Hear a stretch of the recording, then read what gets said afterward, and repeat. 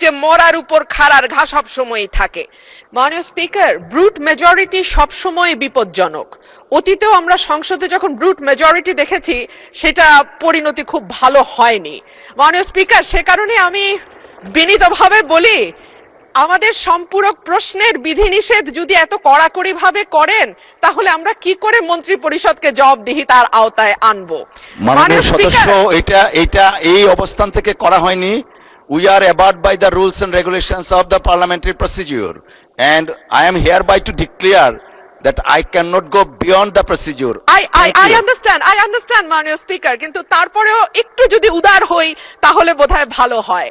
আমাদের মাননীয় স্বরাষ্ট্রমন্ত্রী, উনি অত্যন্ত দক্ষ যোগ্য ব্যক্তি, উনি সংবিধান যেমন ভালো জানেন, আমি নিশ্চিত উনি ওনার মন্ত্রণালয়ের ব্যাপারেও অনেক বেশি জানেন।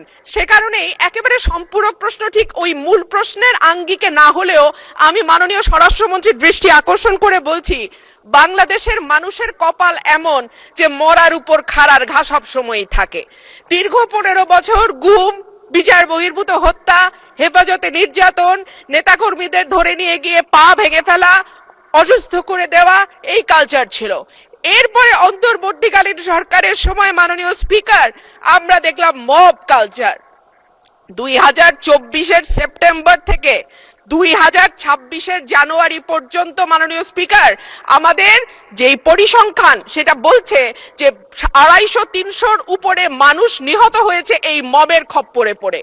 আমার মাননীয় স্বরাষ্ট্রমন্ত্রীর কাছে প্রশ্ন, যেহেতু একটা খারাপ কালচার বাংলাদেশে শুরু হয়েছে এবং আমি নিজেও 21শে ফেব্রুয়ারি সেটার একজন ভুক্তভোগী, সেটা বন্ধ করার ব্যাপারে সরকার কি মেজার নিবে এবং স্বরাষ্ট্রমন্ত্রী এই ব্যাপারে কি কি পদক্ষেপ নেবেন? ধন্যবাদ। ধন্যবাদ মাননীয় সদস্য। মাননীয় মন্ত্রী। মাননীয় স্পিকার, আপনাকে ধন্যবাদ।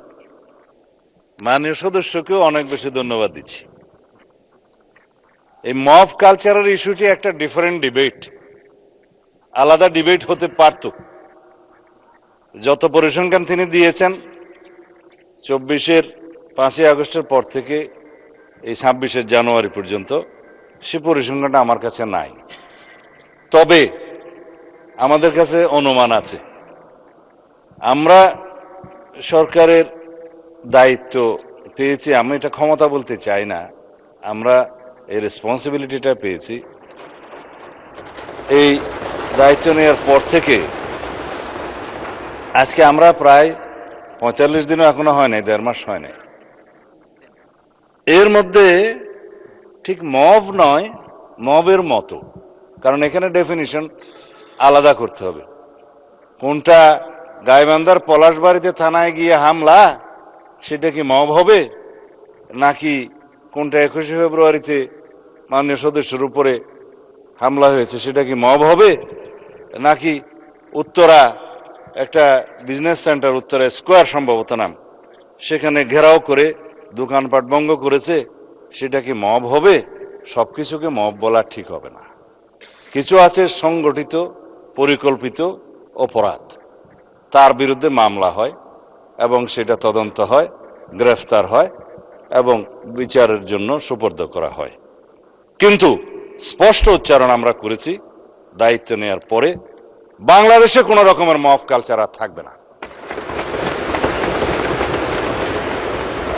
রাস্তাতে যে কোনো দাবি নিয়ে মহাসড়ক সড়ক অবরোধ করে দাবি আদায়ের যে প্রবণতা ইন্টারিম গভর্নমেন্টের সময় দেখা গিয়েছে, ক্ষেত্র বিশেষে সেই গভর্নমেন্টের দুর্বলতার কারণে ইন্সপায়ার্ড হয়েছে, সেটাকে আমরা আর কখনো এলাও করব না। গণতান্ত্রিক প্রক্রিয়া হিসেবে দাবি থাকবে, সেই দাবির জন্য সংশ্লিষ্ট কর্তৃপক্ষের কাছে, মন্ত্রণালয়ের কাছে, ডিপার্টমেন্টের কাছে অবশ্যই দাবিনামা স্মারকলিপি দেয়া যাবে।